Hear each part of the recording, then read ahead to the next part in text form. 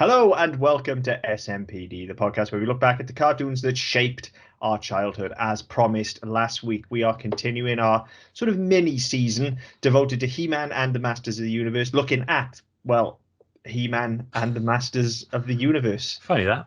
Yeah, funny that. Just a couple of disclaimers on tonight's episode, guys. I've been excited to do this one for a very, very long time. The reason we haven't done it, in fact, for so long is because I think it's just kind of such a massive just such a massive thing for us that we've just kind of left it alone, and so we did it on specials and we did She-Ra and stuff. So I've been really excited to record this one tonight. However, it just so happens to have fallen on what is the hottest day in the UK all year and the middle of our very first actual weather warning for heat. So that is all a roundabout way of saying if the video suddenly vanishes, or if you're not watching video at all, that is because either one of us has passed out, or I feel the need to remove clothing. So yeah, same. I'm doing my best for you here, guys. Yeah, but by and large, there won't be video of that, because certainly in my case, it's not a pretty sight. I mean, yeah, look, especially when we're talking about He-Man, nobody wants to see me getting my chest out. So I have the power, believe me. Well, I do have better tits than Evil Lynn, so you know. Well, fair play. So yeah, look, we'll do our best, but this room that I'm in, I'm sure it's the same for you as well. This room that I'm in is hotter than hell at the moment. So we're going to do our best to keep energy levels up, but just that little disclaimer, folks. I'm sure everybody else in the UK is suffering just the same as we are, although by the time this comes out, it'll be pissing down with rain again, and you'll have forgotten that it was ever warm. So, also any weird squeaky noises are not my asshole. It is me sticking to my chair. Honest, Gov. Yeah, honest, Gov. So, right, disclaimers out of the way. Let's just dive in. Let's just dive into this. Like I said, I've wanted to do this for a very long time. He-Man is a huge part of my life. I've spoken on the show many, many times about what He-Man meant to me as a child. This was my thing. Some people had Star Wars figures, some people had G.I. Joe. I had He-Man. He-Man was my first proper fandom, I would say, where I had to have all the figures, and I was obsessed with the backstories. I loved the little comics that came with them as well. That may even be where my love of comics came from. Who knows? So I really, really loved He-Man as a child. And it is something, again, that I have rewatched as an adult many, many times as well, knowing full well that actually kind of shit. But I think, that's one of those things that we've talked about nostalgia on the show, and effect nostalgia. It's something that certainly everybody of our age remembers He-Man. I being that little, I know it's a year or so younger than you. It's a year and change. I think there's not much in it. But you're closer to my brother's age than my age, and so my brother was the same. We had all the we had the castles, we had all the figures, we had the vehicles, and so I grew up with that. And it was one of those that I had Thundercats, I had Ghostbusters, but there were always He-Man stuff around. And actually, I was at my parents' house on Sunday, and looking through stuff. Number two was looking for toys to play with, and some of my old toys are there. And actually, when I was going through the box, there are more He-Man figures left than anything else. Half of them haven't got any fucking legs. That's the problem with those figures. Yeah.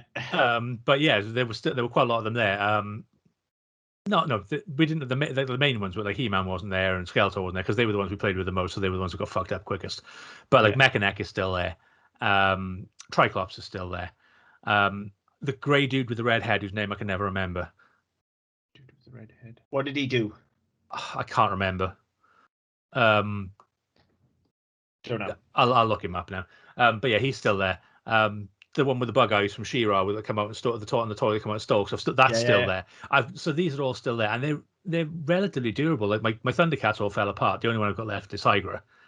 My Ghostbusters are still there, but they're kind of dinky and falling apart a little bit now as well. But yeah, there are still a couple of He-Man ones there, and the vehicles as well. We had that the round black one with the red thing that spun around the edge of it. So you wheeled it along, and it moved itself. We've got that still there. And there's the green single-seater vehicle, like the single-seater car type thing. The Land Shark. Do you mean the Land Shark? Probably, yeah. That's the one that's got like the cat tracks on it. Yeah. Tracks. Yeah, it's the Land Shark. So I had I had both castles as well. I had this huge collection. I remember I carried them around in a suitcase. Don't ask me why. I was a child. Kids are weird. Probably, well, probably it was probably some sort of official box or carrier case that my parents couldn't afford. So I got this like tattered old fucking Paddington Bear looking suitcase. I'm talking a hard motherfucking suitcase. That I kept all of these figures in, just kind of jumbled together. And it was only He-Man figures in this suitcase. None of my other action figures went in. That was where the He-Man figures lived.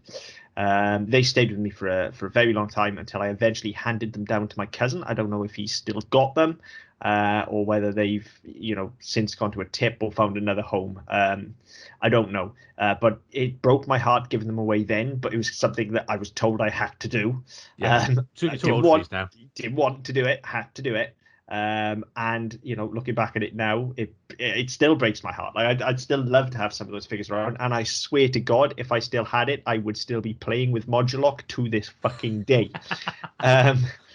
Because if you're a fidget, Modulock is like the best thing ever. So yeah, I mean, it's impossible to talk about this cartoon without talking about that toy line, because the toy line came first. This isn't a chicken or egg situation like it is with some of the shows like Thundercats and Transformers and some of those other ones where, the cartoons were advertising the toys, were advertising the cartoons, and the snake was eating his own tail. This absolutely became that, and that was the intent from day one. However, those toys were out before the cartoon, and that's led to actually quite a fractured kind of timeline. We talked about this briefly last week on Who Wins when we were talking about Skeletor and Mumra as well, but there is actually sort of quite a lot of differences between the backstory of the toys and the backstory of the cartoon. And then as later waves of toys would come out, they kind of fell into step with the cartoon. Some of them got shifted over to She-Ra because the He-Man cartoon had actually finished because the toys were so successful that they kept going. But yeah, they used to come, as I said, with those little mini comics. Yeah. I say mini, like compared to the size of the figure, they were fucking huge, but compared to the size of a normal comic, they were quite small. And it was totally different in tone and style and everything to the actual cartoon. And that always confused me as a child, but I distinctly remember actually preferring the comic. And that's not me being hipster about it. There was just something like the comics were quite dark compared to the show. They were much darker, and even as a kid, I just think I responded to that little bit more. However, having said all of that, this was event TV for me as a kid. If He-Man was on, you were not shifting me from the TV. That was it. There are some of these episodes that I've seen more times than I can remember. In rewatching for this show, I've pulled some of the DVDs out. I've got the show on DVD.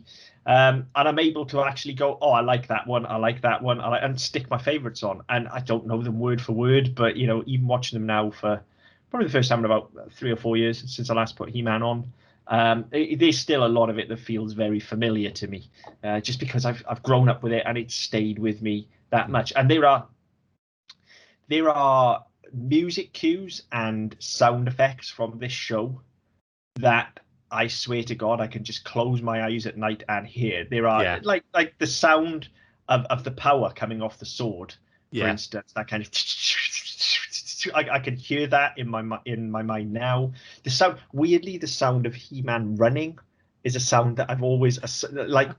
Any Foley anywhere where someone's running, if it doesn't sound like He-Man running, I'm just like, that's wrong. That just sounds wrong, because running should sound like He-Man running. He's got a very distinctive thump when he runs. The one that did it for me, I haven't watched it in sort of in depth. Probably, I think the last time was we did it when we were editing, so probably about 15 years ago. We had an afternoon of it while waiting for stuff to render. So I've picked up probably about 4 or 5 episodes today, just to sort of remind myself. Not that I needed much reminding, but there's one sound effect that always gets me, and it's always where something metallic is involved in a fight. And it's not hitting anything else, but it's like this ching that follows, that sort of precedes an explosion. Yeah. And and they use it in Thundercats as well. Yeah. And whenever I heard that today, I said, number 2 had an appointment, so I sat in the waiting room watching He-Man on my iPad, which tends to be my thing now. And yeah, when that noise was, oh, fucking hell, I'd forgotten about that. And it's the stupidest thing. It's like half a second of pinging. It's also like, there are things like, I think this isn't unique to He-Man. I think this is something that, if you're exposed to a thing as a child for the first time, and it's something that you watch a lot of, then I think it just ingrains itself in your memory. Like laser guns to me sound like Star Wars. Yeah. Like a laser blast sounds like a Star Wars laser blast. Any other laser blast is wrong. Simple as that. And magic to me specifically, if someone fires a magic bolt or a magic spell and it doesn't sound like a magic bolt in He-Man, it's wrong, because this is how magic sounds. The same when almost every episode there will be a spell deflected. Yeah. And if the sound of a deflection isn't it's wrong. This is how these things sound to me, because this was my first exposure to these things. And I think it's also why, we've talked on this show and on Game of Moans at length as well about how I'm a little bit about sword and sorcery. And I think He-Man is to blame for that as well, because it's sword and sorcery, but it's not, because it's also sci-fi. Yeah. And it's also superheroes. And it's also all of these other things. So when somebody gives me straight sword and sorcery, I'm just like, no, but it's not He-Man, is it? These are not the tropes that I was exposed to. So this is not what I expect. I was going to say, I mean, it's the same. I have the same with any sort of pseudoscience or sort of sci-fi kid shows, because Ghostbusters has the same effect on me. Yeah. It's that's not how science works. I don't give a fuck what actual science says. Ghostbusters said that. That's how it works. That's the noise it makes. That's what it looks like. That's the colors it makes. That's how it works. Yeah. And anything else, any physics engine, anything else, fuck it, I don't care. It's not Ghostbusters. Yeah, totally. And He-Man is responsible for a lot of that with me. Again, like I say, even the music cues as well, the fight music from He-Man, I will, like, I can just hear it now, the yeah. Like, again, no other fight music does it for me like that does. And the fights are shit. Yeah. But there's just something about hearing that theme. That's the thing. I mean, here we go. Yeah, the fights themselves were bollocks, because it was a censorship thing. He wasn't allowed to use his sword. No, never. So he never used the sword in a fight. He just threw people. He threw people and punched them. That was it. Well, no, he never actually really punched people. He punched things, didn't he? Yeah, he would punch into he never saw him punch anyone. No. But yeah, like he was always like the karate throws, effectively, because they weren't allowed to do it. Yeah. So it's quite. I as a kid, I never realized that. It's only to rewatching years later. Why is he? He's got a fucking sword. Why is he not just stabbing motherfuckers? Yeah, because he can't. Because he's not allowed.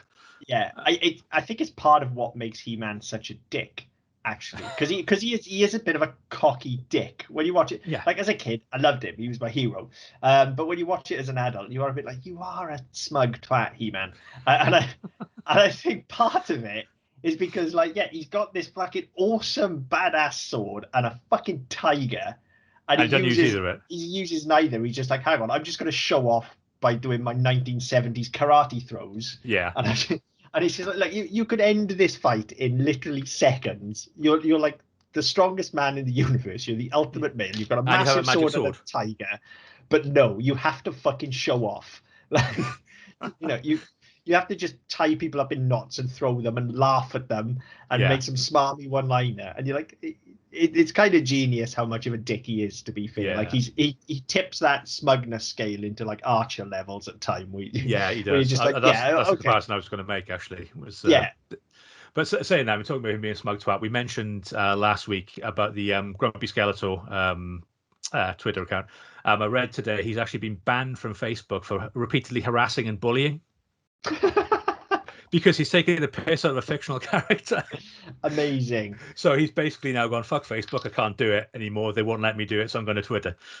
That's amazing. So everybody who's listening, please go to look for Grumpy Skeletor on Twitter. He's fucking hilarious. Yeah, he is hilarious. And if you're listening to this show and you have any love for He-Man whatsoever, he'll have you in stitches, and you will get the waves of nostalgia from it as well. There are occasional stills that he's used for some of his memes that I look at, and again, I'm sad enough to just go, oh, I remember that. I know what that is. You can see the episodes in them.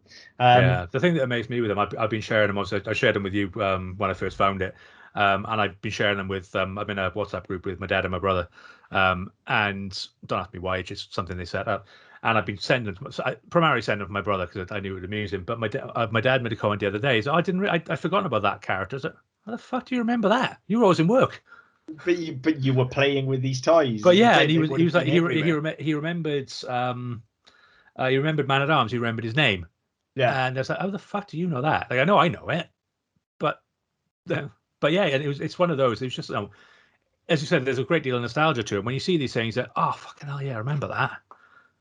I think there are a core set of He-Man characters that if you were a child of our generation or a parent of our parents' generation, sort of looking after us growing up, Yeah. there are a certain core of He-Man characters that you might not get the name exactly right, but you will always know who they are. You know, Star Wars is a very similar thing. You know, Yeah. even our parents, if they never watched it, will know who Darth Vader is. They'll know who Luke Skywalker is. They know who Han Solo is. They might call him Han Solo and Dark Vader and whatever, but they'll get the gist. And I think it's the same with He-Man. Like, I think everybody knows who He-Man is. Most people can tell you who Skeletor is. But then, our generation, those looking after us, will definitely also know Man at Arms and the Sorceress and probably Teela. Because they were in every episode. We were always watching it. We were always playing with the toys. And like, I was an only child. I wouldn't say I was particularly spoilt, but you know, I knew how to get what I wanted. And certainly anyone else out there like me would have been like, yeah, but I want Teela this week, or I want Man at Arms for my birthday, or you wouldn't just say I want a He-Man figure, because they were all so unique. And that was one of the wonderful things about them. And there were so many waves of them as well. But like, you were able to go like, I want that one. I don't want that is the one I want. That is the one that's missing from my collection. And then there were even sort of all the various iterations of He-Man as well. Like, I know my parents would talk endlessly about me with my Thunder Punch He-Man. It was never with my He-Man figures. It was about Thunder Punch He-Man, because that was my favorite one. Frightened the shit out of me because it made a loud noise every time he punched someone because a cap went off. Frightened the shit out of me. But I absolutely loved the fucking thing. So I think it does. This is something that has pervaded culture without a shadow of a doubt. Definitely, yeah. I mean, you know, but to get into the show itself then, so yeah, obviously we've both rewatched it. I've rewatched about 6 or 7 episodes, I think. Not as much as I was hoping to have watched when we started this. Yeah, same. But as usual, life has got in the way, and as I say, it is too fucking hot to be in. It's too fucking hot to be anywhere in this country at the moment. The only place I want to be is a fucking walk-in freezer. Yeah, let alone in front of a fucking TV. But I have watched a handful of my favorite ones, and like, the first thing that always strikes me with this, and you know how much I love theme tunes. You know, we address it on almost everything we look at. The first thing that strikes me is the music with He-Man. It's every time I put it in, and I've got it on DVD. So you put it in, and the first thing you get is the main orchestra stab with He-Man, and then it just busts into and the Masters of the Universe, and you get the theme before it even starts. That's going into the menu, and look, it's all there instantly. As soon as that hits, just the hairs on my arms stand on end, and I'm fucking 4 years old. It's incredible. The music in this show is absolutely. I spoke about the fight themes and things like that as well. The music in this show is fucking phenomenal. It's a full, like, bearing in mind how relatively cheaply this was done. It's not super cheap. It's Filmation. It's not like it's been done by a bunch of nobodies. You know, but Filmation also not renowned for the quality of their output in some cases. So you know, it had some money, but not loads, is what I'm saying. But considering that, the quality of the score and how fucking grand and epic the score sounds. You know, it's just incredible. Even in the lighter moments where you get the comedy theme as well, it's generally kind of Orko's theme where you get you know, and the level of attention to detail has gone into that score. Yeah, definitely. And the changes of key and stuff that you get in there as well. It's way, like, if you actually sit down and watch an episode of He-Man, and when I say watch, I mean listen. Just note how much fucking score is in this thing compared to your average cartoon. I mean, there is score everywhere. I had it on, so this afternoon, number 2 had an appointment, so I sat in the waiting room for an hour. And they're 21 minutes long, so I got through 2 episodes quite comfortably. And sat there with my headphones on, and just having it and just hearing it sort of come in on the right note. And for whatever reason, it wasn't. It was either in really fucking good surround sound in my headphones, or it was really shittily done. But it was coming in on the right and then sort of fading over, and I don't know. I'm not sure whether it was coming in properly. But yeah, you sort of sitting there thinking, oh fuck yeah, that's about to happen, because this theme has just started, and these beds are there, and it's something I don't normally notice. I know you're a musician, so you notice a lot more than I do. I'd never normally notice unless it's bad. But I was sat there going, fuck me, I remember that. Yep, that's you do. Awesome. those themes get ingrained in you. You know what Skeletor's theme sounds like. You know what the fight theme sounds like. You know what, like I say, Orko's. I don't think it's called Orko's theme, but I always think of it as Orko's theme because it always plays in the lighter moments, which generally means Orko has fucked something up, and that's in there as well. So the music is the first thing that strikes me. Having said that, the actual opening credits. You know, we talked about. I held my tongue because I knew we were doing this episode. But when we talked about Bagpuss a couple of weeks ago, and you were like, "Yeah, but it's the same 2.5 minutes every week," and in the back of my head, I'm going, "Yeah, but so's He-Man." Yeah, Right? Because there's no actual opening theme. You think there is, right? You ask anybody what the He-Man theme is, and they go, "That's it." Yeah. That's it, because the rest is all narration. Yeah. Like, there is nothing else to that opening theme. It's just Adam narrating the backstory. And I'm a big fan of that. I spoke about it when we did Jason the Real Warriors. I spoke about it when we did Ulysses. I'm a big fan of front loading all of that exposition. Every episode is someone's first episode, so I'm a big fan of that. And it works, but it's not like you've got this fucking jam that you can be rocking out to for a theme. It's not fucking Ulysses, is it? No, it's not. It's Prince Adam talking for a bit, and then you get the transformation sequence, and then you just get He-Man, and that's pretty much your theme. I did wonder if you were going to call me out on that, actually. Well, I sat on it when we did Bagpuss because I thought I know we're doing this episode. So I remember as I listening to it today, going, it's more interesting to me, but it's just the same. It's somebody narrating over a fairly basic hook, and it ain't fucking short. I don't know how long it is exactly, but again, it's about 140, I think. There you go. Bagpuss was like 2.5, wasn't it? Yeah. I think so. There's not much difference between them. I don't know what we're going to get on the intro to this episode because honestly, I don't think there's any way around playing that whole intro. So I'll try. For those of you watching on video, there'll be no intro because YouTube won't let us. Even though we get our clips from YouTube, they won't then let us re-upload them. I mean, look, bearing in mind how hot it is, there still might be some nudity by the end of this video as well. So that might be, YouTube might not let us on this week anyway. Who knows? You may just be listening to us. In which case, use your mind's eye, listeners. It's not pleasant. Ignore the fact that I said I've got bigger tits than Evelyn and think of He-Man, just slightly less orange. That's me. That's my physique. You are wearing orange today, though. Oh, that is true, actually, yeah. So there you go. Yeah. I don't know who that makes me in my fucking Hawaiian shirt. Probably fucking Orko, because this is a bit like a dress, this shirt. You can't see that. You're most of it's off screen. It's fine. Before we move on, the grey character I was talking about earlier on, I still can't remember his fucking name. I'm going to send you a picture now, and he's in there. He's next to Teela. Right, hang on.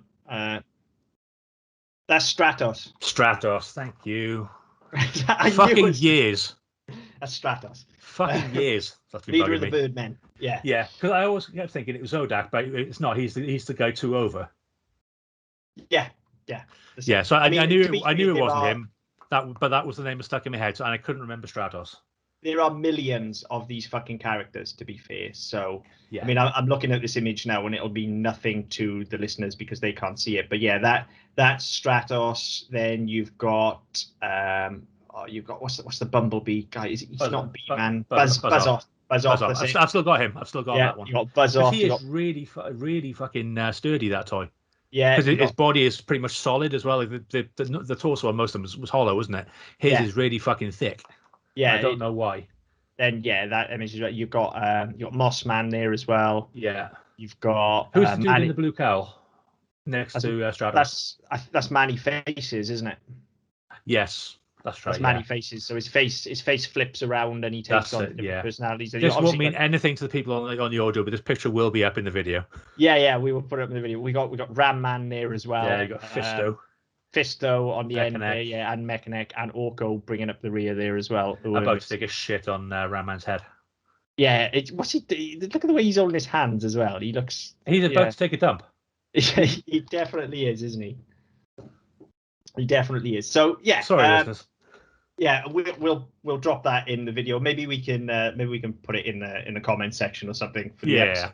But look, you just Google these images, listeners. It was one of the things I was going to touch on actually is just the sheer wealth of characters in the show. Like if it's a good thing and a bad thing for the toy line, it was amazing because I still don't think for my money anyway, there has been a toy line as inventive as He-Man. Turtles got pretty out there with some of their mutants that they were bringing in and stuff, but they were all essentially kind of the same toy. They just looked different. Well, whereas, yeah, that's kind of the same as He-Man, though, isn't it? They were all the same toy. They just looked a bit different. well, no, because they all had different functions, didn't they? Like Ram Man, you pushed him down and he jumped up. But they were few and far between. No, there were loads of them. You had Ram Man, you had Triclops, who had you could spin his head around, you could change his eye. You had many faces, as you say, but most of them were the same body and just with a different head. They were all the same mold. Nearly all of them were the same mold. There was a female mold and a male mold. Yeah, but they all did different things. But the only ones that didn't really were your basic human characters. He-Man and Prince Adam didn't do anything. Skeletor didn't really do anything. No. Teela didn't do anything. Neither did Evelyn. Neither did Evelyn. Man at Arms had interchangeable weapons. He had like a club and stuff, but they didn't do anything. But then all of the kind of more out there characters, you know, like I've referred to Modulok already. That toy blew my fucking mind as a kid. That was like a Lego action figure. Yeah, I mean, there were some that you had like Mechaneck, and Roboto was the one with he twisted his waist and the cogs went round in his chest and shit, and his jaw moved. Yeah. So you had that one. You had what was his name? Grislaw, with the full fursuit. You did have a lot of them, but you know, it was effectively the same figure. It was the same figure, and they just tweaked it for the characters. Yeah, I mean the ones I've got left now, with the exception of Triclops and Buzz-Off, they are more or less the same. It's just it's the same plastic body in a different color, and with a different rubber head. Yeah, I mean those were few and far between in the Masters line, I think. Though, whereas with Turtles, it was basically the same mold, but they would be like, okay, now here's a fucking samurai turtle, here's a fucking mutant rat warthog hybrid who also happens to play fucking street hockey or whatever. They got bonkers, and they were really Ghostbusters cool. Did that as well. They did Extreme Ghostbusters. Yeah, well, the eyes popped out and stuff, and they were all really cool, but I don't think anything came close to the level of just sheer lunacy in some cases. Well, I think like, look at something like Hose Nose. Who sat around in a boardroom and, do you know what we need? We need a dude with a robot elephant head that you can fill with water and you can use it like a water pistol. You can guarantee somebody sat in a creative meeting and drew a cock on somebody's face. And they went, we can use that. We can do that. Unfucking believable. Like the Mossman, who fucking on earth went and actually, this is something I think needs talking about. There's a wider cultural discussion here.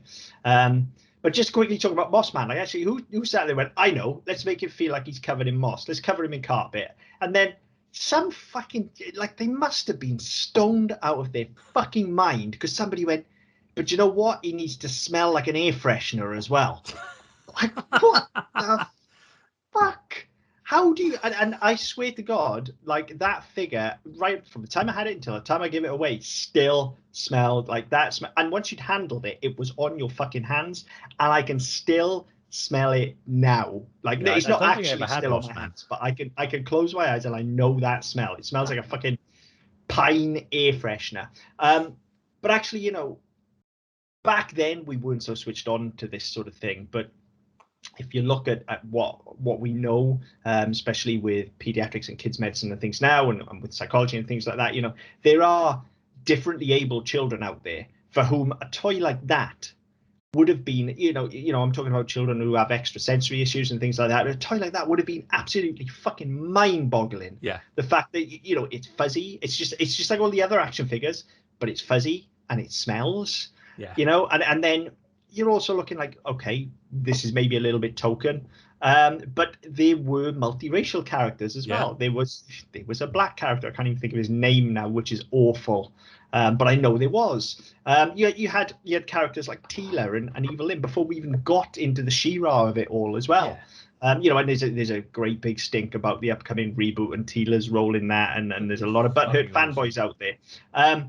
But actually, you know, she's fucking awesome. You know, even the image you just sent me, like she stood right next to He-Man. She's in every fucking episode practically. Well, that was the thing, because I mean, I looked at, I watched a couple. I watched the very first one, which I can't remember the name of, and then I watched a couple from later on, and it's very much, you know, your job is to protect Prince Adam. Therefore, fucking get out and be front and center with everything. The fact that you lose him every week when He-Man turns up and you haven't got a fucking clue where he is, we'll ignore that.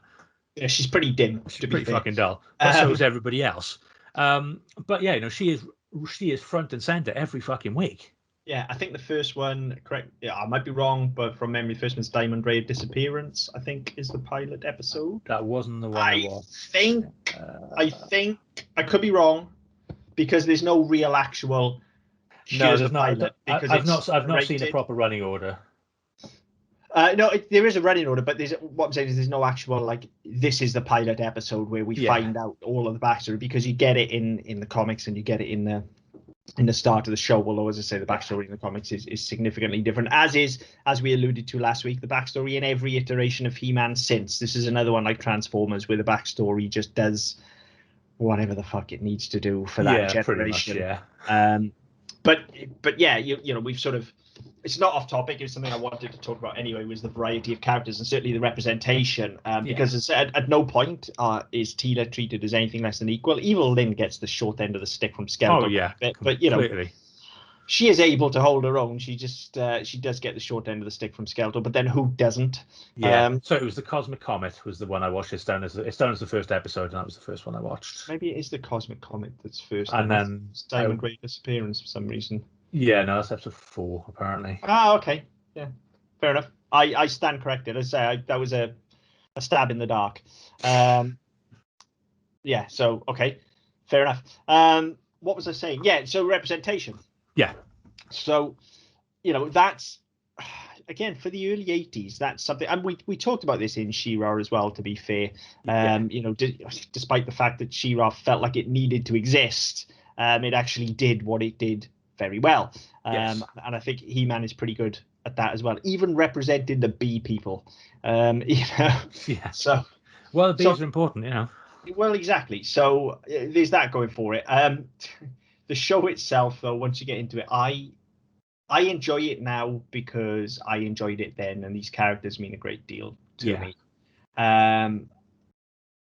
But fucking hell, it is basic. The writing episode to episode does what it needs to do. It's solid enough, but it is 20 minutes of nonsense, isn't it? Yeah. It is sheer nonsense. Yeah, I was thinking about it today. I mean, we talked about last week as well. There's so many iterations now. You had the early to mid 80s version, which is what we're talking about.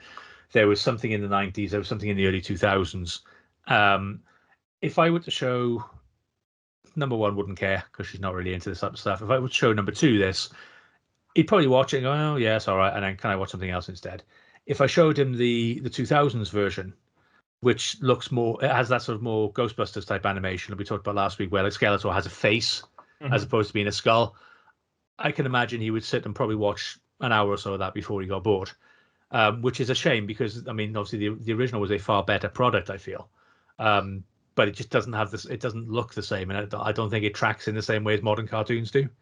No, I think part of that is it has that very early 80s filmation feel to it. There's I don't think the animation is necessarily bad. I think actually it's reasonable. Actually, are very well animated. Even down to the attention to detail of it. It fascinates me every time I watch it for the first time in a long time. I am absolutely. This is going to sound ridiculous. I am absolutely captivated by He-Man's hair. Yeah. Because when he walks, because he's got the bob, they animate his fucking hair. Yeah. Now, to point, that is a level of detail that most cartoons wouldn't go into. I can't remember which episode it was that I was watching earlier, but he was on the is it the Wind Rider? Mm-hmm. He's on that, and they animate his hair fucking moving on that. A lot of they animate Orko's hat moving, like the brim of Orko's hat bobbing up and down. They go to great detail with things like that, but then we do get a lot of repeated sequences. The transformation sequence is obviously the same sequence every time, but then also so is He-Man punching into the screen, and I don't know how many times I've seen the same shot of him running, or so there is a lot of recycled movement as well. There's clearly a lot of recycled character work as well, where they've used the same character and changed the head out. But that was the case with the action figures as well. Yeah. So that is what it is. So I don't think the animation is necessarily bad. It is just very much of its time. You can look Yeah. at this and go, yes, that is early 80s, middle of the road TV animation. We're not talking. It's never going to be Disney quality, is it? No, we're not talking Disney afternoon. We're also not talking sort of, B grade fucking knockoff cartoons either. It's decent. It does what it needs to do. Yeah, I felt it was reasonable. So, it's one of those, again, like, as I said, there's a lot of repeated stuff, and like even when he's throwing people and that, I mean, there's I was reading something about animation techniques a while ago, and it was like, obviously, rather than where everything was originally hand drawn, and they went away to having cells. So the way that they started doing it, I think it was in the late 70s, was that they had like acetate sheets. So they placed that on, and they just moved those out. So if He-Man's throwing Skeletor one week and Triclops another week, it didn't matter because you've got the mold made. Now you've got the acetate done, and you just swap out the villain. Swap it out. Yeah. I'd say no, and it's one of those I'd never really thought about how they did it. Because I mean, animation is something that I love it, but I don't want to think about how it's done. Yeah, I'd rather just take it for what it is and enjoy it. But I remember reading this and thinking, fucking hell, yeah, that makes a lot of sense, especially when you do have a lot of these repeated frames and repeated sequences. That actually, why wouldn't you do that? It's just fucking easier. Why are you going to sit there and draw it when you can just say, oh, we'll swap Skeletor for whoever and do that?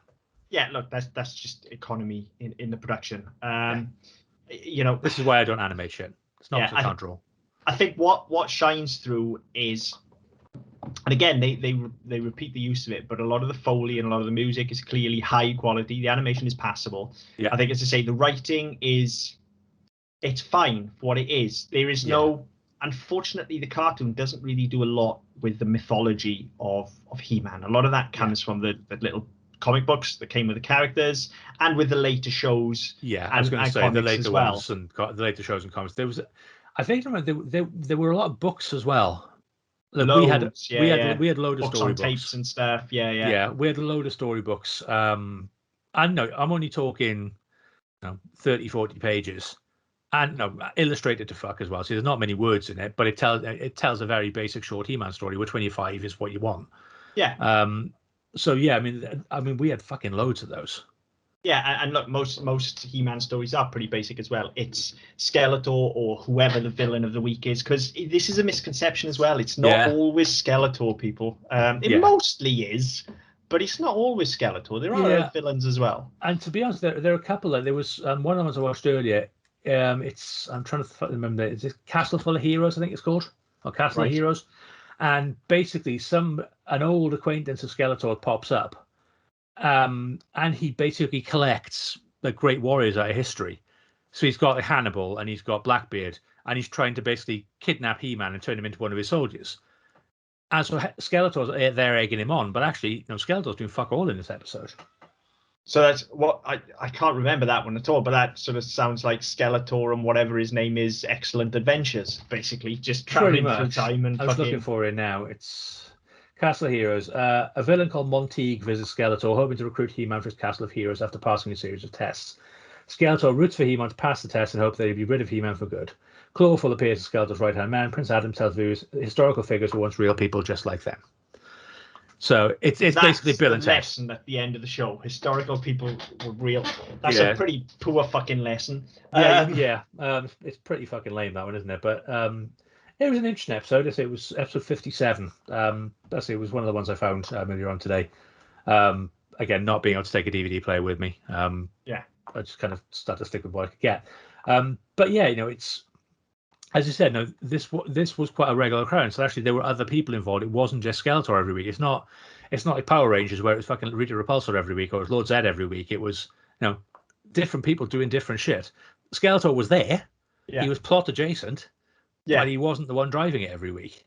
Yeah, I mean there are entire episodes where he's not even in it, and I think that is one of, just like I was saying with the toy line as well, that is one of the great strengths of He-Man and Masters of the Universe in general. For me, is just the sheer level of like the different characters and the quality of the character design, as bonkers as they are. Yeah, they are wonderful, and they're so entertaining to watch.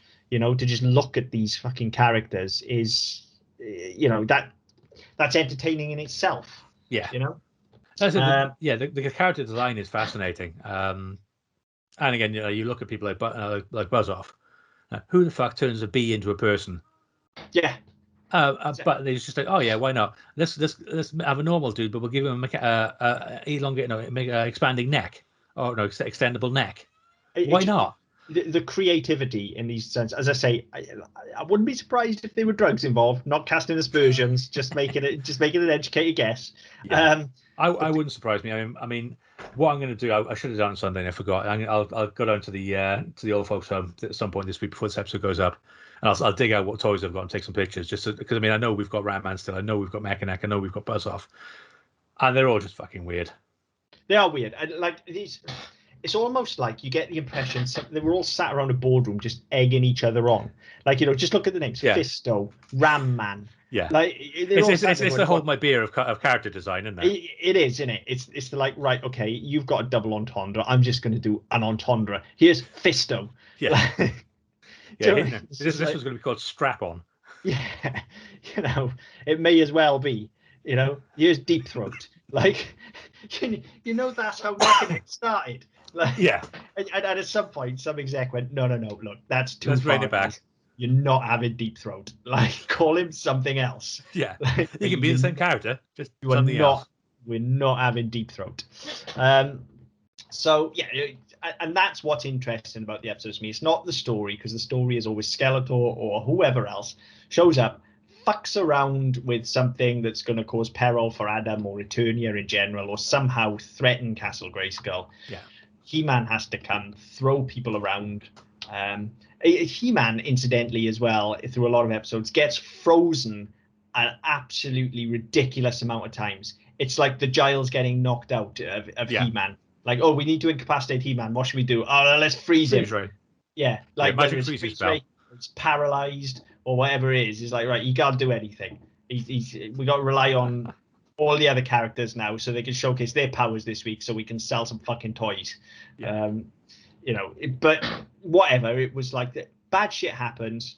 It's that basic. Bad shit happens. The good guys show up, save the day. But I mean, that's what cartoons were in the 80s. Turtles was the same, Ghostbusters was the same, Thundercats was the same, Transformers was the same. It's like a sitcom. You have to return your status quo at the end. Yeah, you absolutely do. And then we have to have our little lesson at the end as well, because that's how they snuckle the violence past the censors, because it's edutainment. Yep. Because at the end of the day, He-Man's just beat the shit out of somebody for 20 minutes, but then we'll get, hey, kids, punching's bad. Yeah. And that'll be it. We're out. And rather rinse repeat, but with different colourful characters every week. And, some of the gags, maybe it says a lot about me, but some of the gags I find genuinely funny as well. There were some good ones. I did appreciate a couple, actually. A lot of them are just the most horrendous dad jokes, but in the best possible way, Yeah. And I think it was probably, unironic then, let alone now. It's just, here's a dad joke, you're having Deal with it. Yeah, if you don't like it, tough shit. Yeah. I mean, look, even fucking Man at Arms' awesome fucking Tom Selleck mustache is just, it's just like, look, he's got a mustache. He's got a mustache, right? This isn't a joke. He's wearing that mustache. Simple as that. Well, to be fair, I think it's wearing him. It absolutely is wearing him. So yeah, I think that's where the joy of it is for me. It's not in the writing. It's in the sheer lunacy of it. Just the sheer raw energy of, and later on, as I've got older and as the franchise has developed past, and we are pretty much exclusively talking about the 80s He-Man and the Masters of the Universe here, but it's gone on to have various other adaptations. There's, of course, the movie, which we'll talk about next week. There are further comics. I'm so looking forward to that. There are other shows which I've not spent as much time with as this in my lifetime, but the mythology of Masters of the Universe has grown massively, and I've even if I haven't watched all of the shows, I've kept current with that because it's something that's always interested me. Yeah. And it has gone on now to have this great backstory, and it's part of the reason I'm so looking forward to the Netflix reboot, for the opportunity to take the tone and the just balls to the wall madness of the 80s show and frame it around some of this new kind of backstory that we have now, and understanding what the power swords are, and understanding who Teela is, and what Castle Greyskull truly is and things like that. And actually diving into that now with these characters, I'm tremendously looking forward to, because that for me is the only thing really that's missing from the 80s show, and it's a big part of the puzzle. Now, as a kid, I didn't care. Yeah. But now rewatching it as an adult, what I'm then left with is just the sheer good time of it. Yeah. And that only lasts for so many episodes. I find it difficult to sit down and watch loads of these. I mean, there are 130 episodes of this original run. Yeah, and I have them. I have them all. I have it on DVD, but I don't think I've ever watched it all the way through. It's a case of, as I said, I like that one. I like that one. And I'll watch those. And that's not to say the show is bad. I always enjoy it when I put it on. It's just because there's no narrative through line. And I'm not even talking in the way that, there wasn't really a narrative through line in Turtles, but there was a general kind of character arc for them. There was growth throughout the show, but there's none of that here. There is just episode of the week. He-Man's going to throw some fucking karate moves around, run around in his little furry pants. There'll be a joke at the end. Orko will fuck something up, and they all laugh about it at the end. Yeah, Skeletor will continue to be awesome. Yeah, repeat. I kind of liken it to Power Rangers in a way, because again, with number 2 at the moment, he's going through a bit of a Power Rangers phase. He's working his way through them on Netflix, which is great because I get to watch them and pretend I'm not interested. But look, the first season we had, there was some story. It wasn't massive, but they did focus quite a lot on the characters. And then as they expanded, they built quite an extensive backstory. They built a universe around it, and actually they built a multiverse around it.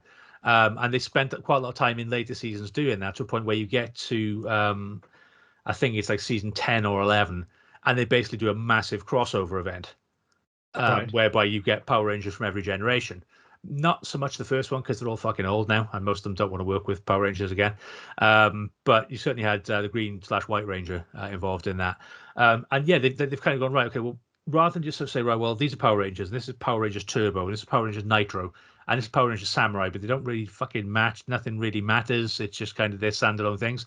They've gone, right, they can stand alone in their own thing, and we'll build our own characters, our own arcs, our own stories. But at some point, it's all going to come together.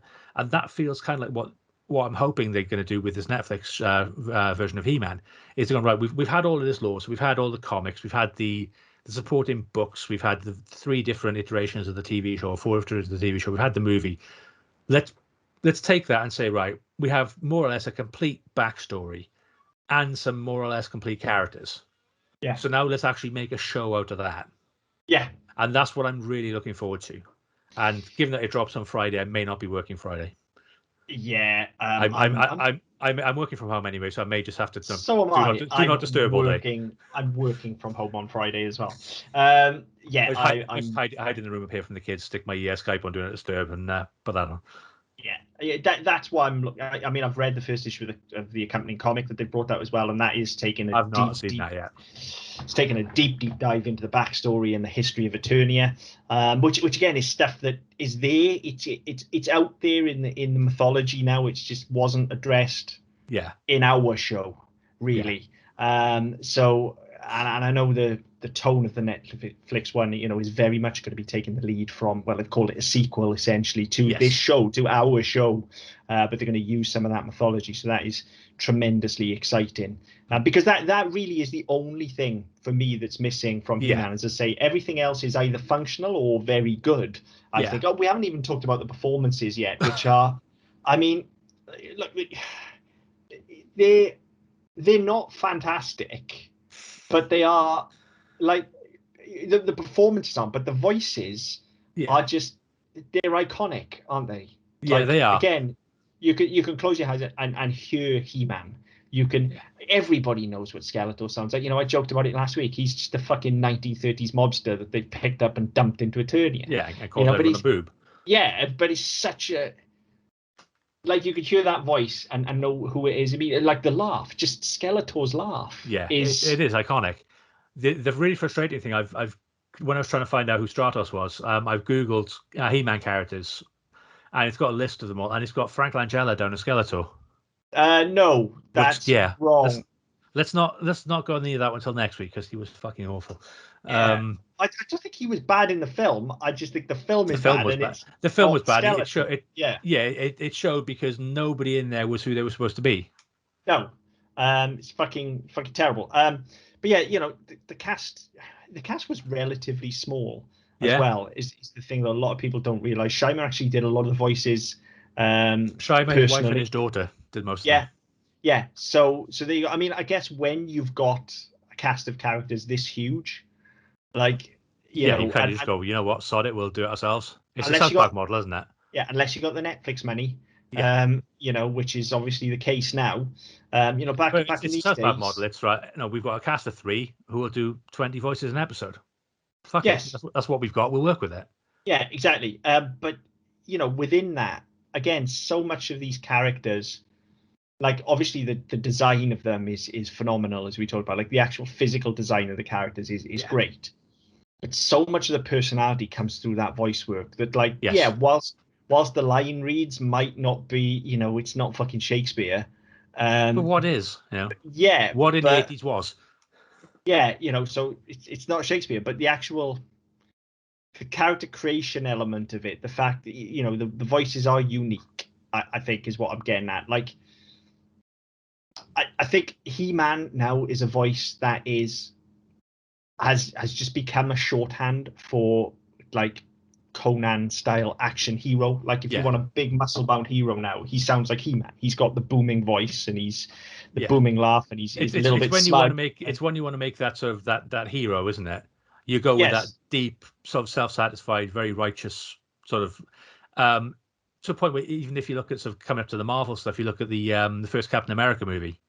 There was Chris Evans did a very good version of it for most of that film. Yeah. And yeah, it's one of those. Just if you were just if you, as I said, if you were to close your eyes and listen to that, that's He-Man, or that they could read that actor could read a line, and right, that person is in this leading hero role. Yes, straight away because of the parlance, the tone of the voice, even the dialogue. It's all there. Yeah. And then when you want to switch to a villain, you don't tend to have the Skeletors because they tend to be very campy and very kitschy. So I mean, in the 80s you'd have had a lot of that in your action movies, but moving forward you don't have it so much now. But even so, you can usually work out, if you watch something in the 80s, you can work out with your eyes closed without seeing anything. You can work out who the villain is quite quickly. I mean that's where I was about to go with it. Like He-Man and Skeletor have kind of diverged on different paths as characters like that, and it does come down to the voice work. I think He-Man has kind of become this shorthand for that's how your hero's voice sounds. Yeah. And every other cartoon afterward, the hero sounded like He-Man. Yeah. Whereas Skeletor is just so unique. Yeah. Like Skeletor is Skeletor. Like even if you tried to imitate that voice, and like I said, it is actually fairly basic. It is essentially a mobster. But that character and that laugh and that voice and that specific pitch and tone, yes, that Alan Oppenheimer brings to it is unique. Like going back to the Netflix one, I was tremendously excited to hear Mark Hamill playing Skeletor, and I'm sure he's going to do an excellent job. But he's not going to be Alan Oppenheimer. When you hear him speak in that trailer, you just go, but that's not Skeletor. Yeah, and that's the thing, and I think that's the difficulty now when you do get these shows, and because there's so much fanfare, and particularly this one, it's a Kevin Smith product, it's got Mark Hamill in it, it's got there are certain expectations, and sometimes, and I've made this argument before on various things, even on live action stuff, when they give you things so far in advance, it colors your opinion before you even start. Yeah, and so I'm coming into this thing. I'm already coming into this thinking that it's going to be some sort of amalgam with Hamill's Joker. Well, that's kind of what I was expecting. And then you can actually see how maybe he can bring elements of Oppenheimer's performance in, but he's not doing that. He's taking it his own way, and I salute him for that. And I actually think I would rather him do that, and I'm up for that. It's just that, however good his performance is, and I've no doubt it will be stellar. Yeah. And it's fucking perfect casting. Like, absolutely. You couldn't ask for better. But Skeletor will always sound like Alan Oppenheimer to me, because that's how Skeletor sounds, and that is, like I say, it's the reason Frank Langella isn't Skeletor. Like, nobody else can ever be Skeletor. That's how he sounds. I mean, to be fair, whoever they cast in any of the roles in that film wasn't going to work. No, because they had a shit product, and yeah, didn't come out. I mean, as I said, I've mentioned this before. I mean, I came up against this. Well, I come up against it all the time. But when you have big shows and they replace people during the run, so show like Doctor Who, where you know that the Doctor is leaving, Yeah. you know that character can't die. A, because they're immortal, and B, because the BBC has a cash cow. But announcing before the season has started that your leading character, that your lead is leaving at the end of the season, and it's going to be replaced by this person, that really fucks me off, and because it takes away the mystique and the fact that no, you have this model where you're trying to entice people in week out. If you know what's going to happen, that you know somebody's leaving or you know somebody's got a new contract, you know that if you know they've got a new contract, for example, anytime they're in peril, you know they're not going to die because they're coming back next year. If you've got a character changes that you're thinking, right, okay, well, when they're going to do that, we've got 13 episodes in the case of Doctor. We've got 13 episodes, 10 episodes. We know that come episode 9, they're setting up episode 10, they're going to die. Yeah. And it takes out, for me anyway, it takes out the whole enjoyment of a show, because if you're reading into it and looking for that stuff happening, it takes you away from the product itself. And I felt this with a lot of animated shows in the last couple of years, is that once you know who the people behind it are and you know who the voices are, you bring this baggage and these expectations, which 9 times out of 10, actually 99 times out of 100, completely detract from your enjoyment of the show. Yeah, I think that's probably fair. I think there is also an argument to be made as well, though, in that a good performer will transcend that, and it's the reason why you'd be excited that, for instance, it's Mark Hamill, because he's not going to show up and just, like, yes, you expected him to be the creation of the voice, you would expect to sound something like his Joker, but you know the character is going to be something completely different. Yeah, and that's the thing. Like, I mean, as an actor, you expect them to do that. No, that's their job. That's what they do for a living. But it's the baggage you bring with those characters, and I think the flip side of that is that you want to announce the fact that Mark Hamill's playing Skeletor because you want that recognition. You want the people to be excited about that, so they'll tune in. So I get why they do it. It's one of those. It's always left me cold. Yeah, which I could do with right now because there's like 5 million degrees in this fucking room. Yeah, absolutely. I mean, for me, I was excited as soon as I heard there was going to be a new Masters of the Universe animated show. Yeah. I was doubly excited when I heard obviously Kevin Smith was doing it. I was even more excited than when they announced the cast, and you just look at it, and that's what pushed it over the edge for me. But that's because I have a great deal of respect for just about all of these performers. I mean, Alan Oppenheimer is in the cast of the new one. He's not playing Skeletor, but he is in the cast. And then you've got Mark Hamill, you've got fucking Sarah Michelle Gellar as Tina, which there's a ticket sold for me straight away, if nothing else. This is it. I mean, this is. I mean, I blow hot and cold on this. I know, so not that.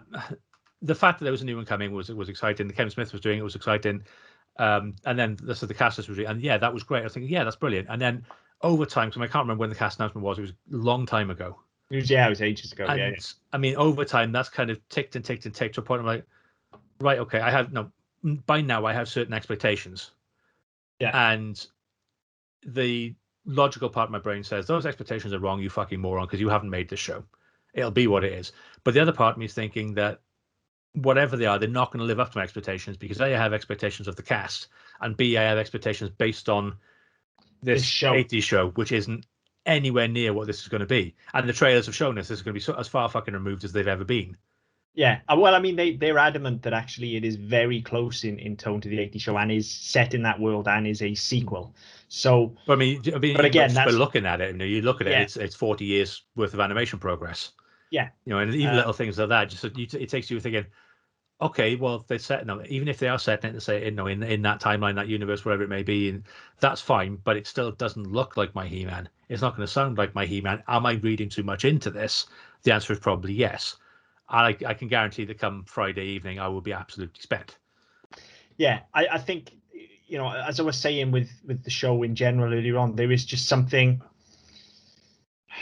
There's a certain amount of it that's just tied to nostalgia. It is it's the sound of He-Man's footsteps. It's the sound of the magic being reflected. It's the score. It's the way his hair bobs. It's all of these stupid things that are so deeply ingrained in my psyche. Yeah. Because I watched them so much as a kid and played and made my own stories as a kid. He-Man just feels like my childhood. And if this show isn't going to be that, because it's not going to be those sound effects and it's not going to be that animation style, but I think I think the difficulty is in then capturing the essence of the show without those things, and what that leaves you with, because they didn't have the overarching narrative. Then what that leaves you with is those characters, and as I say, that was the exciting thing about the show. Taking all of the nostalgia out of it, that was the exciting thing for me. Is fucking hell, this week there's Stratos, next week there's Ram Man, next week there's Mossman, and very rarely did you see these characters more than once or twice, to be honest, because there was so many other ones to throw in. But you'd have a toy that you were playing with that was a really favorite character. So when he showed up on screen, it was amazing. It's akin to the kind of thing that goes on in the MCU now, where all of a sudden a fucking random character that you've been following in the comics for the last 40 years suddenly makes this screen debut. And it might be for fucking 10 seconds in the latest film, and a throwaway thing, but you go, fucking hell. It's the reason why I argue all day long that I get value out of the Warner Brothers DC movies, because do you know what? Actually seeing this shit on screen being treated with a bit of respect is enough for me. And I think that's what I'm going to be looking for at the new show, because that's what I get out of this show now. What I get is the love for the characters and the sheer nostalgia hit. What I don't get is any real entertainment value, if I'm perfectly honest. And there's certainly very little cultural value in it either. No, like I said, there's some progressive stuff in there and in the toy line, but it's not smart, and it's not trying to be. It's not. I mean, in terms of entertainment value, they're very much one and done. So you can literally throw it on, and 20 minutes later, okay, fine. Yeah, I enjoyed it. That 20 minutes has been a good time, but I'm not really that fucking. I don't have to go out and stick another one. I'm not desperate to know what happens next, because there's no fucking through line. There's no narrative arc anyway. So I can literally say, right, I can throw one on, and once it's done, that'll have scratched an itch, or it won't. But beyond that, I don't really care. I've enjoyed the couple I've watched today, but am I going to sit down and watch 130 episodes of 20 minutes a pop? Am I bollocks? Yeah, no.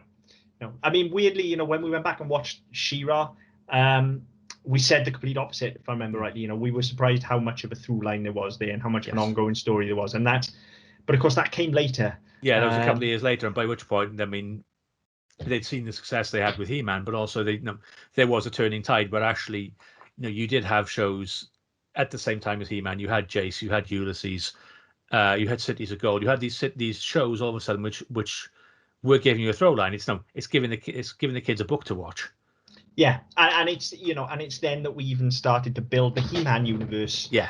Within that show, it's where we really started to properly see the Horde, and then understand the link with Skeletor and things like that. Yeah. And then you get the Christmas special where that comes in even more.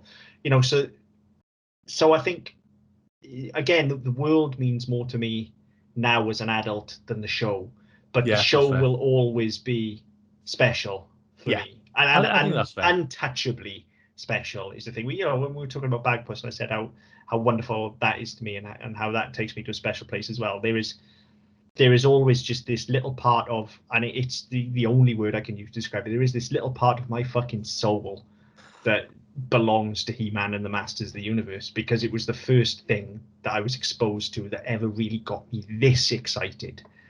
And this wound up about something, and I couldn't wait for the next figure to come out, and I couldn't wait for the next episode. And I wanted to know everything about every character, in the way that kids are with Pokemon now, and the way that I kind of am with Pokemon now. But yeah. But yeah, I get that. I do see that. And I mean, I think that the telling thing is that nearly 40 years later, this show is still having that effect, whereby we are saying, right, okay, the original show isn't great, but based on the fact that I loved it nearly 40 years ago, and all the stuff that's come with it, and all the baggage that's come since then, there's a new fucking show. There's new episodes coming on Friday. Yeah, we are now days away. Yeah, I mean, by the time this airs, we will have watched the entire fucking run. Yeah, and it's also like, let's not forget that, the show isn't great. It's not bad, but it's not great. But there are other shows that we've gone back and watched that we loved that aren't bad and aren't great, but actually we've taken nothing from. And again, I come back to the raccoons that I used to love as a kid, and then we put it on, and it just left us going, yeah. I don't think we were that generous about it, were we? No, and this isn't that. I still love He-Man. I still get excited at the transformation sequence. You know, I still laugh at Orko, even though he's occasionally annoying. I still get pumped when the music plays, and that's enough. That's what it's about. That's Mm. what nostalgia is, and that's what this show has always been about. Is going back and rediscovering this and seeing if they hold up. And like, yes, sometimes we go back and we find that these shows are a lot more intelligent than we gave them credit for as a kid. They're a lot better written. You know, they've got things to say about the culture of the time. This does none of that. It's just He-Man just Throwing stuff. throwing stuff and being a bit of a smug twat whilst Skeletor tries every evil scheme possible, calls people Yeah. bungling boobs, Yeah. does his amazing laugh, I mean, and the one thing I everybody did, runs around in furry pants. yeah, Like, the one thing I did pick up earlier in the Castle of Heroes episode, but I suppose is that the would-be villain in that, who's testing He-Man, he magically starts a forest fire. So He-Man lands the Wind Rider next to a river. He pulls a boulder out of the way, so then the river is flowing off its natural course. Sticks his hands in it and all shoots over his fucking head and puts out this massive forest fire. Now, only in a cartoon like He-Man and possibly Johnny Bravo could he get away with that. but I But mean it's that's fucking hilarious. that's And the it's thing, isn't it? Johnny Bravo would play that ironically for laughs, where the yeah, He-Man just goes, "Nah, fuck it, he can just do this." yeah. Well, that's the thing, and he did that. I think there were three things he had to do. One, they were being chased by some enchanted fucking snowballs or ice balls, so he got Orko to drive the fucking thing while he jumped off and slammed it. By slammed the door, I mean he punched a mountain and caused a landslide to cover up a fucking cave entrance so that these things didn't get them. Nice. Typical, forward thinking He-Man. How are you going to get out? Oh, it's fine. It just there's another entrance the other side. There's another way out the other side. It's fine. And then that had an enchanted door which was slamming down at a rate of knots. And as soon as he gets there, it comes down like once every 30 seconds and he catches it. And it's like anything else, you'd be calling absolute bullshit. You absolutely would. Like, if we were doing, and we will next week, if we were doing Masters of the Universe on Better Than Mario, but if we were looking at this cartoon rather than the film, Yeah. like, we would be calling bullshit every 10 seconds. We're like, Oh, this absolutely. is fucking ridiculous. This makes no sense. But, and I'm aware this isn't a reasoned argument, okay, but it gets a huge pass for all of that because it just makes me feel like a kid again because I watch it and just go, yeah, of course He-Man can do that because he's He-Man. But it's the thing, and it's that baggage you bring with it, isn't it? Is that's what you've grown up with He-Man being able to do. Yeah. And the fact it's on another planet, so you think, well, physics doesn't work the same, therefore, yeah, fuck it, why not? Why not? Why can't he do that? Yeah. Why can't he do that? And it looks fucking awesome, and that's what he needs to do this week, so it's fine. Yeah. It's the Batman shark repellent, isn't it? Yeah, that's what he needs absolutely is. at that given moment. That's what he has to do. So he's going to fucking do it. Why not? Yeah. And it's fine. Look, that's what this show is. It is 20 minutes of nonsense like that. And look, I'm fine with that. I'll dig it out once every couple of years. I'll read about it more than I watch it, to be honest. Yeah. I read the lore more than I watch it, but I'll dig it out every couple of years. I'll throw some episodes on and it'll do me. But I will continue to do that for the rest of my life because I don't think there's anything else that gives me the nostalgia hit that this does instantly. Like I said, as soon as the disc goes in and you just hear He-Man, I'm just like, oh, this is amazing. Yeah. Like I remember toy adverts as well, where like that was your in. You had the He-Man, and it flashed the He-Man logo up, and then it was straight into the toys punching each other. Yeah. And it was like, yeah, fucking sold. Gimme. Give me all the toys, and then I'll buy all of them again in 6 months' time because the legs would have fallen off all of them. Because they're held on by fucking elastic rubber bands. Yeah, terrible. Yeah. So I mean, yeah, that was an issue. But like, the vehicles actually held up pretty well. So I've still got the two I mentioned earlier on. The castles we got rid of. I think when we moved house, I would have been about 12. My brother would be about 15. So it was at that point, it was like, don't get fucking played with anymore. They're up in the attic gathering dust. We'll just not move them with us. We'll leave them out for the special collections people to take and send them down the Jibbo camp. Sorry, I'm not to say that, am I? But we did grow up on the edge of a gypsy site, so that's where stuff ended up. Anything you left out, that's where it went. If you didn't leave it out, they just break in and steal it anyway. Exactly. But just kidding for any travelers that may be listening. We love you, really. Yeah, especially ones who know where we live. Just humor. Please don't burn my house down. Yeah. But yeah, so I mean, it was that sort of thing, and like, yeah, we had we had quite a lot of the toys. I said we still have some of them. I'd never put two together, but I've read it this evening that one of the conditions of it being broadcast in the UK is that they weren't allowed to advertise the toy line either side of the show. I knew this. I did know this because of monopoly laws. Yeah, it's fucking mental, isn't it? Yeah, it was, and I assumed that was in the US when I read it, but no, that was here, and it was basically because it was on ITV, wasn't it? ITV He-Man. So Yeah. you couldn't advertise He-Man toys during CITV, like during the children's block. You could advertise before, provided He-Man wasn't the first show on, and you could advertise after, provided it wasn't the last show on. But you couldn't advertise during CITV or either side of an episode. It's fucking crazy, isn't it? Yeah. But then I bet like that advertising space when He-Man was on was worth a fucking fortune anyway. Oh, I'd have thought so. I mean, even then, I mean, no. But you look at it now, and you look at that stuff like Milkshake on Channel 5, and they will advertise every fucking toy under the sun. And if Peppa Pig's on for an hour, they'll advertise Peppa Pig for an hour. Yeah. They don't give a fuck anymore, because most people aren't watching terrestrial TV, and if they are, they're not watching it live. They're skipping ads and stuff. So they don't. They say, well, fuck it, we need advertisers, so let's get them on TV. But yeah, I hadn't realized that until tonight that was such a big thing for them. Yeah, I mean, they didn't really need to advertise those toys anyway. Everybody they advertise themselves. Yeah. Same with Transformers. Yeah. Because whatever they turned into, I wanted. It could have turned into a fucking cabbage. Yeah. It's a Transformer, I want it. Again, He-Man was the same. It was just how awesome those figures were. I remember, I can't remember the name of these. I think they were the Meteoroids, I want to say, or something like that. But there was a line of them that just turned into rocks. They were basically like Transformers, but they folded up into rocks. They were fucking incredible. I love those toys, and I did nothing other than the figure folded up into a rock, and then you could chuck it at people. You weren't supposed to. It wasn't for throwing at people, but it was big and fucking heavy, so it was fun to throw. Why else are they going to turn into a rock? Right? Right? What else are you supposed to fucking do with it?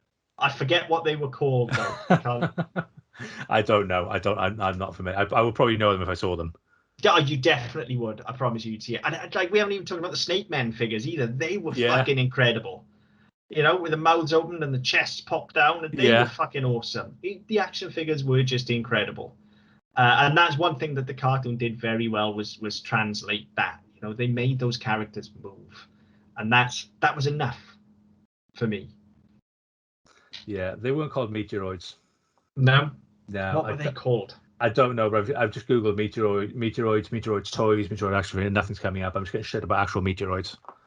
And let's be fair, who's interested in that? Fucking called. Hang on. Masters of the Universe. Talk about yourselves, listeners.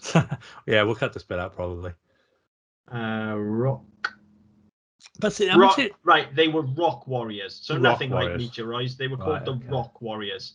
Of course, he was called Rock On. Obviously. Rock On. I remember that fucker. Awesome. I remember that fucker. Yeah, and it just folded up and you fucking threw it at people. It was wicked. I loved that toy. What was really cool was when you fought him with Moduloc, because you built Moduloc up and then you fucking smashed it. You threw the rock at it, and that was them fighting. Yeah. These are the things that this cartoon made possible. This is what this generation is missing. Yeah, absolutely is. I cannot imagine my two coming up with something like that. It's because something like fucking Peppa Pig doesn't lend itself to that kind of imaginative play. No, it doesn't. And there's to you. I mean, the problem is that they've gone, obviously, there's so much more work being done on child development and things like that now. So instead of having like a 3-hour block in the afternoon or a 2-hour block after school where it's like, this is your kid's TV for the day.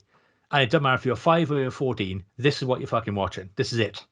Yeah. Now you've got CBeebies, which is for like preschool up to like the age of 5. Then you've got CBBC, which is for older kids up to about the age of 11.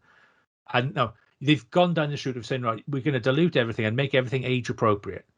But actually what you'll find is that if you deprive kids of the opportunity to see stuff like that, I mean, my kids can't sit still and watch a 20-minute show.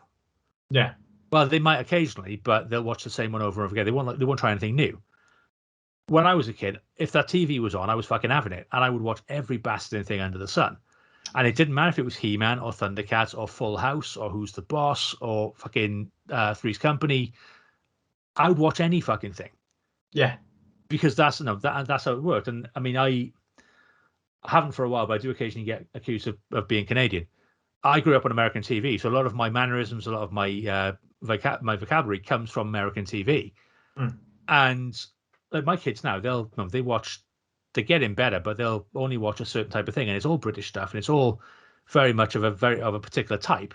And you go, fucking no, broaden your horizons. Watch fucking Round the Twist. Yeah. You know, Yeah. watch something that's not fucking no. I mean, what are we on today? It says first day of the summer holidays yesterday, and we had 4 hours of Captain Underpants. Jesus. Yeah, and today I've been working up here because I hid. I was downstairs yesterday because Tori had a meeting, so I was like, I'll watch him. It's fine. You go do your meeting upstairs in peace. Fuck that. Tomorrow I'm going back to the office.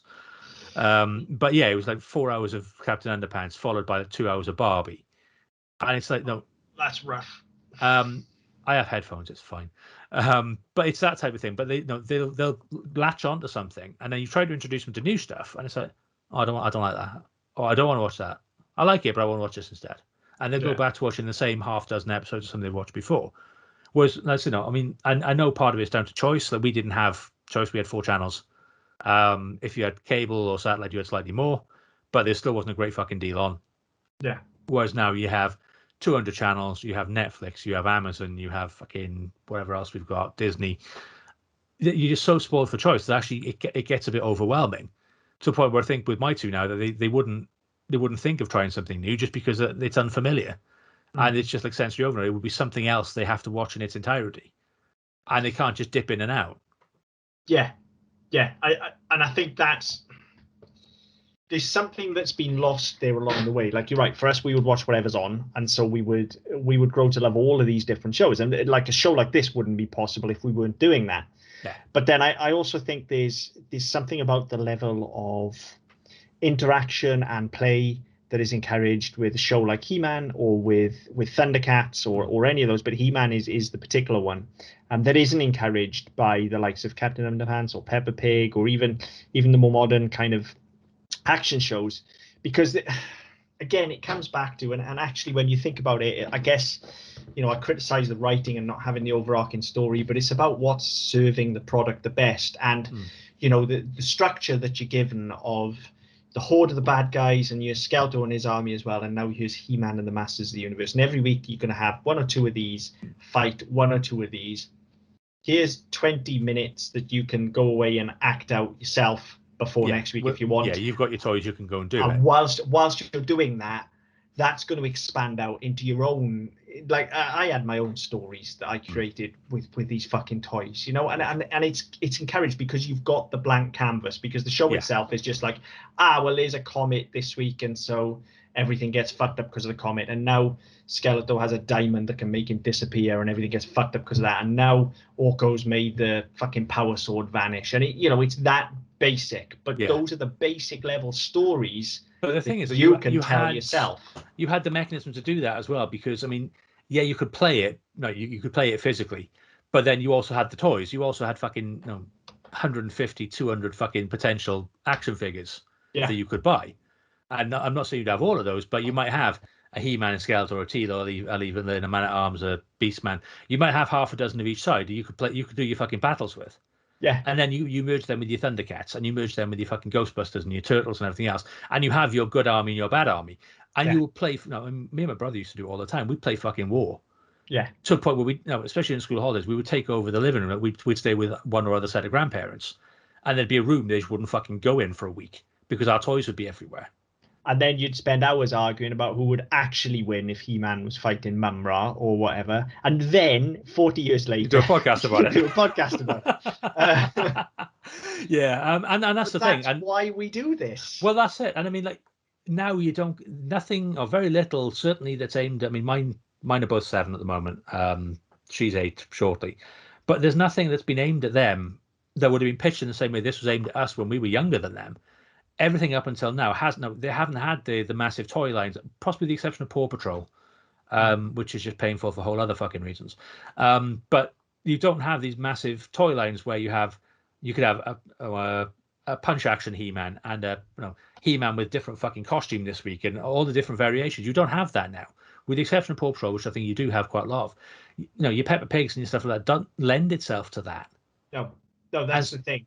And so because of that, kids don't know how to play in that way. They don't have that thing which says, actually, I can go off and do this. And I've mentioned this in a blog I wrote a while ago that my kids, they did it once or twice, whereby they were playing with Paw Patrol, and they have so fucking many versions of all the dogs. There's a boat version, a flying version, and a truck version, and a fucking cowboy version, an Indian version, a construction work, all of this shit.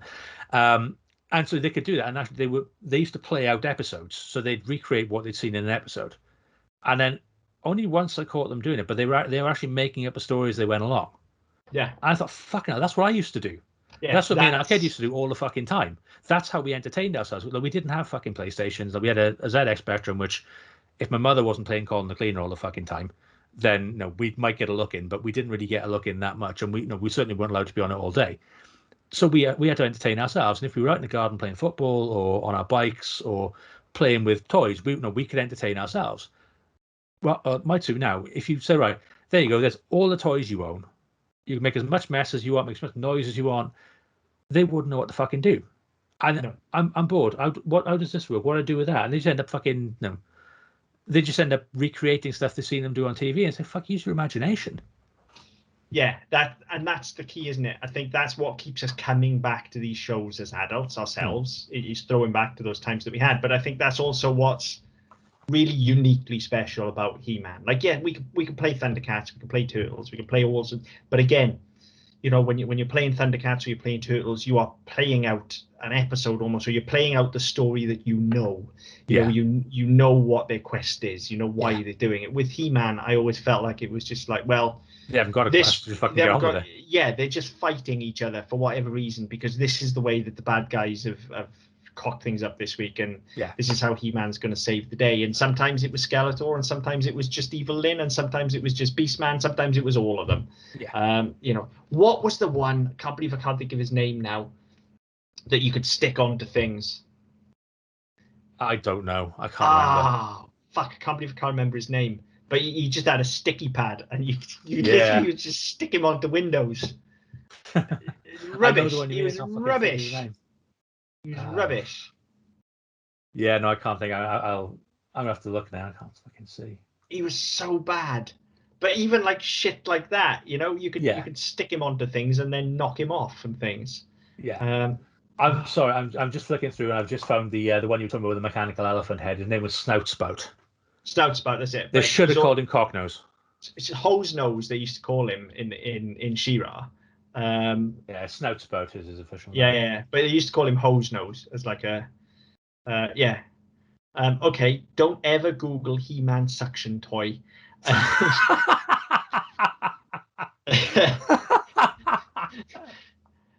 Oh man! But he was unbelievably. I can't believe I didn't think of that. Just called Leech. Not Sucker. No, just Leech.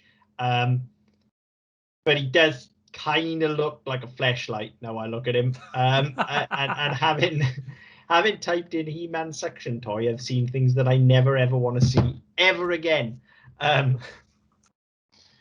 The internet's a crazy place, listeners. Be careful what you Google. Absolutely. Especially if you're on a public computer or a work computer. Yeah. So Leech, you would literally just lick him and stick him onto things, and he would just. Yes, I fucking remember that one. Like, again, just the sheer level of insanity, and then he'd show up in an episode, and he couldn't do much other than stick to things. Yeah. And he had sharp teeth because he was a leech, but it's just like the possibilities that you had with these toys were endless, and that's what's magical about this show. It's not the best animated show. No. Time. It's not the best scored, even though the score is very good. Certainly not the best performed, even though some of those performances are iconic. It's all good enough. Yeah. But the whole, taken as a whole, those characters and that character design and that world that was created is just fucking wonderful, and I can't wait to see more of it this week. And I'm actually really excited to, as much as I know it's one of the worst films I've ever seen, not to bury the lead, I'm really excited to watch the film for next week as well, because I'll never not be excited. Yeah. I mean, I remember I didn't see it in the cinema because I was too young, but I had this on VHS, like a proper fucking, I had it for Christmas. It was the proper fucking actual store-bought version, not taped off TV with adverts and shit. It was the proper fucking one. And I remember being ridiculously excited and watched it probably about 1,000 times. Yeah. To a point where it wasn't He-Man, but I didn't care because it was He-Man. Yeah. Exactly. And just like the Mario Brothers movie. yeah, I mean, I still have the VHS in my parents' house. Unfortunately, I don't have a VHS player anymore, so I'm gonna have to fucking buy it. Sucks. But yeah, so I mean, that's gonna be it for this week. But I mean, I think possibly kind of moving into wrapping up. Really, I mean, as you're saying there, no, this is a show that it was based on a toy line, and in the past we've railed like Transformers, Mask, all these other shows whereby they've existed to sell toys. This is no fucking different. This was the one. This was the fucking pinnacle of it. This is like, yeah. we have a toy line. We want it to sell, so let's make some fucking cartoons. Yeah. And for some reason, despite the fact that we've fucking railed on it, on other things, we've railed on Mask, we've railed on Transformers for this. I actually don't give a fuck that He-Man did it. No, and it's because of the sheer just ingenuity in those character designs, the sheer level of inventiveness and just balls to the wall mental attitude that they had of just like, why can't we make a fucking fleshlight on legs and call it Leech? Why not? Well, this is the thing, and I mean, if you look at this, like, why can't we have Fisto? Why can't we have a guy with a giant fist? Yeah. Why not? Whereas you look at Transformers, they all turned into real things. They turned into cars and lorries and planes and guns and helicopters and whatever else. I'm sure if we did it, now they'd turn into fucking toasters and microwaves and fax machines and photocopiers and all this sort of shit. Same as Masks, they all turned into real world things. So yeah, okay, that was a bit cool. And you had a car that turned into a giant robot. Fantastic. But I saw that last week and the week before. And the week before, you had a lorry that could transport the fucking cars that were turning into robots. Whereas this, you had a fucking giant bee. Yeah. You had a guy who could who could twist his body and make his neck twice the size of his torso, so he could suck himself off. You had a guy who literally, his name was Fisto. Yep. You had this weird paradox of a main villain who has since been explained, but originally was a skeleton head on a giant on a fucking roided body. Like Skeletor, again, even as the character design of Skeletor is just fucking wonderful because he looks like he shouldn't exist. Yeah. You had Beastman, which is a character then that was ripped off I don't know how many times and how many other, like, there was always after that some sort of wild bipedal beast type character, but Beastman was the first through the gate. This was before Monkeyan, and this was... I was going to say they modelled Monkeyan and Jackalman on it quite closely. This was before those. This was before you had Bebop and Rocksteady as well. This was the one. This is where it starts. Even, let's just say, even looking at Evil Lyn, like there is a certain kind of look within sword and sorcery and within high fantasy for like an evil priestess that is just, it's Evil Lyn. Like, fucking bodices and headgear. Yeah, that's that kind of vaguely almost kid friendly S&M essentially. That's but I mean, with a bit of jewelry. It does pop up, but I mean, going through a book for a project that we're going to do shortly, which I'm not going to talk about too much, that we were talking about yesterday. But there's a character in there who is draped over a rock, and she's wearing what is basically described as fucking S&M gear. Yeah. And this is a book from 1987. Yep, and it's all here. You can see the genesis of all of this. And as I say, this is where a lot of my issue with high fantasy comes from, because I look back at this stuff and go, yeah, but Masters of the Universe was that, but it was cooler because it was fucking crazy. Yeah. And the only thing I'll come away with crazy. is that at least they moved away from furry pants. Yes, because the furry pants are not good. That's not a good look. Although they're back in the new one, so everybody's in furry pants. Maybe there'll be a renaissance. Maybe they'll have a resurgence.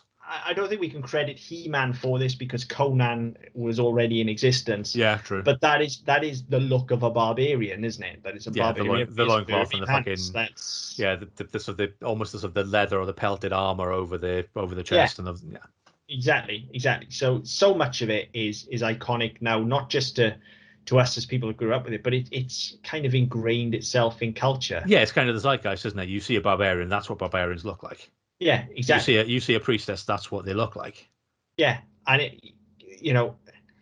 I think credit needs to be given to He-Man for, if not inventing that, at the very least popularizing it Yeah. amongst a generation of children that are now going on to make these things themselves. And so Yes. that is our touchstone. What does a barbarian warrior look like? Well, he looks like He-Man. Yeah. What does an evil priestess look like? Well, it looks like Evil Lyn.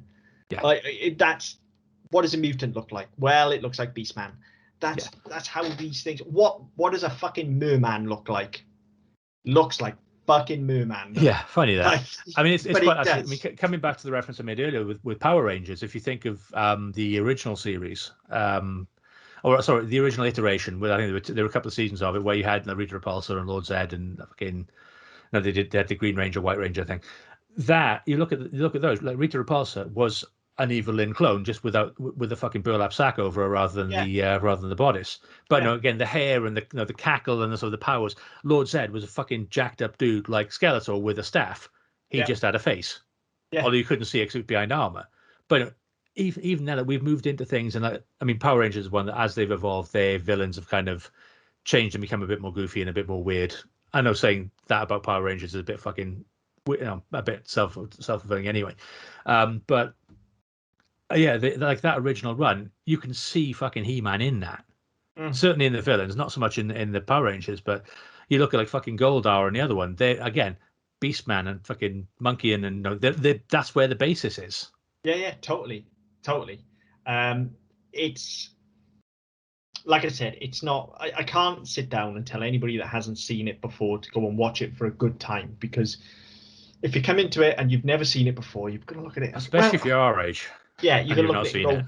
what the fuck is this? But if you're our age, there's no way you've not seen He-Man, not unless you've I'd be lived very under a rock surprised. for the last 40 years. So I can't say look at it because it's a good show in the same way that I would say go and watch Bagpuss because it's wonderful, or go and Especially if you want to watch sleep. or go and watch Jace or Ulysses because they tell really interesting stories. But I could definitely say go and watch He-Man because you've never seen anything like this. But you will have And you probably seen a really million things haven't. like it since. Yeah. But yeah. But even the things you've seen like it since, you've seen things that have elements of it. Yeah. Well, that's what I mean. You'll have seen people will have taken bits out of it to make them to put in different things. So you will pick up pretty much all of He-Man through other things you've watched without realizing.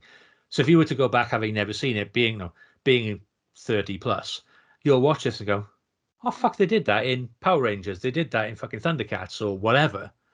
And you look at oh, that's where they had it from.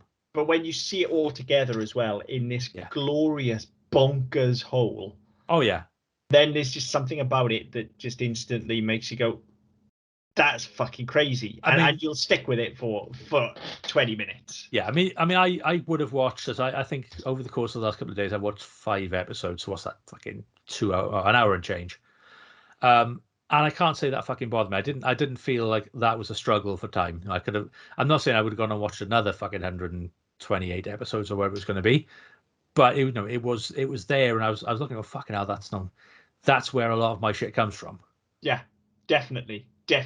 And I'm the same. Like I watch it relatively, I guess, semi-regularly, but I don't watch long runs. As I say, I watch a couple of episodes and I'll be done. I enjoy the fuck out of them, but I don't take really any value other than I used to fucking love this. And oh look, there's Manny Faces and there's Roboto and so it's that. And sometimes I will literally do that. I'll pull an episode out and go, that one's got Leech in it. I'm going to watch that one. That one's got Mossman. I'm going to watch that one.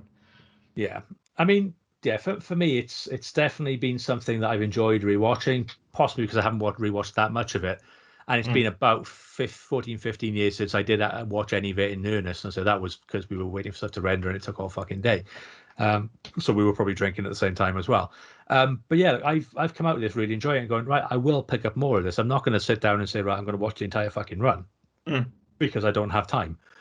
But I'm certainly not going to leave it another 15 years before I pick it up again.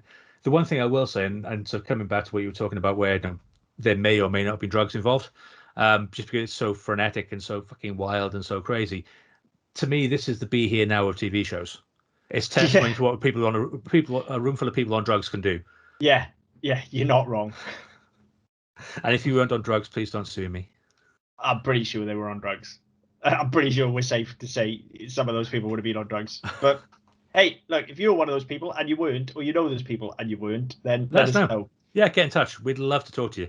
But we're pretty sure you were all on drugs. And if you were those people and you were all on drugs, Let us again, know. get in touch. Yeah, let us know. Yeah. So I mean, I've not really got much else to say about that. I mean, it's been certainly an enjoyable afternoon watching stuff. And I would recommend people pick up bits. I haven't got particular episodes I'd recommend people go and find. It's not as if you have to watch them in order or you have to no, you can't No, watch you one can without the other. You can literally just go 20 minutes, right, that'll do. drop in anywhere. And if you've only got 20 minutes, you haven't got like 21 and a half, 22, just skip the credits, you'll be fine. Yeah, exactly. Although if you've never seen it before, watch the credits because it gives you what little backstory there is. Yeah, tells you what the story is. But look, you'll fucking pick it up, and if you don't, it doesn't matter because it's just all about like blonde dude chucking people. Yeah, basically, that's it. Yeah, I mean, obviously, we'd love to hear your thoughts. I mean, this is something that we obviously feel quite passionate about and something that we've really enjoyed. So, if you have different opinions or the same opinions, whichever, just come back and let us know. We'd love to have a chat with you about it, just to see what people remember. Incidentally, before I do wrap up, a colleague of mine, she has two cats who are both in their mid to late teens and are really getting on a bit. One is called Cringer, one is called Battle Cat. Amazing. Yeah, she did think the Cringer was going to die fairly recently, but it held on, so she's quite happy. Amazing. Well, that's good news as well. Yeah, so amazing. Cringer and Battle Cat, and they've lasted longer than most cats, so happy days. Amazing. But yeah, so completely threw me off point there, which is my own fault. Sorry about that. But yeah, get in touch. Let us know what your thoughts of the show are. On Twitter at SMPDPod, on Facebook and YouTube with the Devil Down Podcast Network. You can go to our website, ddpodcast.net, where you can find our previous episodes and other shows as well. Wherever you get your podcast from, be it iTunes, Spotify, Stitcher, Google Play, Amazon Music. If there are any problems, go to our website because we're having some issues with the feeds to those third-party providers. But yeah, wherever you get your podcast from, like, share, subscribe, leave us a message, and we'll get back to you as best we can. But until next time. I have the power.